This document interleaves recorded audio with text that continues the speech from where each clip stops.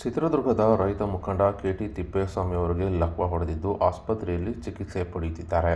ಇನ್ನು ಭದ್ರಾ ಮೇಲ್ದಂಡೆ ಯೋಜನೆಗೆ ಹಣ ಬಿಡುಗಡೆಗೆ ಆಗ್ರಹಿಸಿ ಕಳೆದ 5 ದಿನಗಳಿಂದ ಚಿತ್ರದುರ್ಗ ನಗರದ ಜಿಲ್ಲಾಧಿಕಾರಿ ಕಚೇರಿ ಬಳಿ ರೈತ ಸಂಘದ ವತಿಯಿಂದ ನಿರಂತರ ಉಪವಾಸ ಸತ್ಯಾಗ್ರಹ ನಡೆಸಲಾಯಿತು.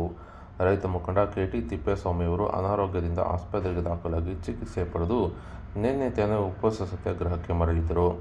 ಇನ್ನು ಉಪವಾಸ ಸತ್ಯಾಗ್ರಹ ಅಂತ್ಯಗೊಳಿಸಿ ರೈತ ಮುಖಂಡರು ನಿನ್ನೆ ತಾನೇ ಮನೆಗೆ ಮರಳಿದರು. ಕೆ.ಟಿ. ತಿಪ್ಪೇಸ್ವಾಮಿಯವರು ಕೂಡ ಮನೆಗೆ ಮರಳುತ್ತಿದ್ದಂತೆ ಲಕ್ವ ಹೊಡೆದಿದ್ದು ದೇಹದ ಎಡಭಾಗ ಸ್ವಾಧೀನ ಕಳೆದುಕೊಂಡಿದೆ.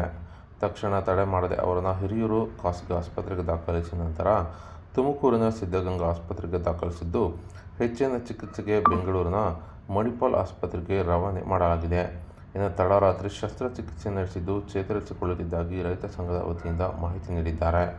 ಇನ್ನು ಉಪವಾಸ ಸತ್ಯಾಗ್ರಹ ತಡೆಯಲು ಬಾರದ ಸರ್ಕಾರ ಮತ್ತು ಜಿಲ್ಲಾಡಳಿತ ನಿರ್ಲಕ್ಷ್ಯವೇ ಕಾರಣ ಎಂದು ರೈತ ಮುಖಂಡರು ಆರೋಪ ಕೂಡ ಮಾಡಿದ್ದಾರೆ.